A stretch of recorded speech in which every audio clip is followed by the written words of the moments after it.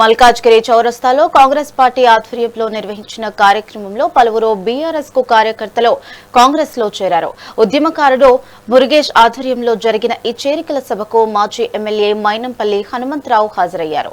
అంతకుముందు సాయినగర్ చౌరస్తా నుంచి మల్కాజ్గిరి చౌరస్తా వరకు నాయకులు, మహిళలు భారీ ర్యాలీ నిర్వహించారు. బీఆర్ఎస్ నేతలకు పార్టీ కండువాలు కప్పి కాంగ్రెస్ లోకి ఆహ్వానించారు.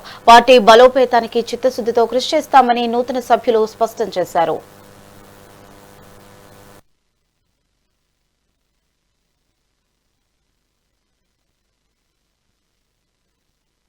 కాంగ్రెస్ ప్రభుత్వం వచ్చి ఇంకా 3 సంవత్సరాల్లో పూర్తి కాలేదు.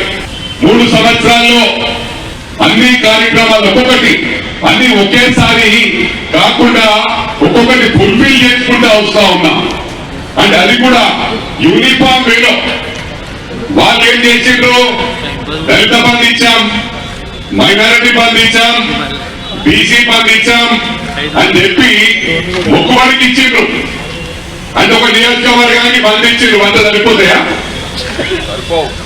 అంటే వాళ్ళ కార్యకర్తలకు కూడా ఇయ్యలే, కానీ చెప్పుకోవడం మాత్రమే మంది చేసినామంటున్నారు. ఒకసారి గుండె మీద చేసుకొని ఆత్మ పరిశీలన చేసుకోవాలి. అందరినీ కూడా సమానంగా చూస్తా ఉన్నాం. ఉచిత బస్సు ఇస్తే ప్రతి వారికి ఉచిత బస్సు ఇస్తున్నాం. మరి అదేవిధంగా ప్రతి గ్రామంలో 200 యూనిట్ కరెంట్ ఇస్తున్నాం. వాస్తవమా కాదా?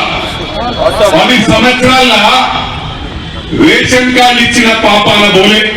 ఆనాటి నుంచి ఈనాటి వరకు మా సొంత డబ్బులు పెట్టి, ప్రభుత్వం పరంగానే కాకుండా మా సొంత డబ్బులు పెట్టి ఇలా మెదక్లో గౌరవ ముఖ్యమంత్రిని తీసుకెళ్ళినా గతంలో ఏ ముఖ్యమంత్రి కూడా 7 దుర్గమ్మ టెంపుల్ విజిట్ చేయలే.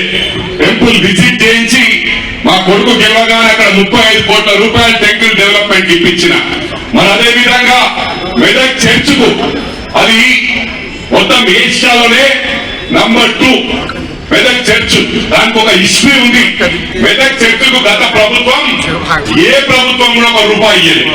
అటువంటిది గౌరవ ముఖ్యమంత్రి రేవంత్ రెడ్డి గారు తీసుకెళ్లి 30 కోట్ల రూపాయలు ఆ చర్చికి ఇప్పించిన.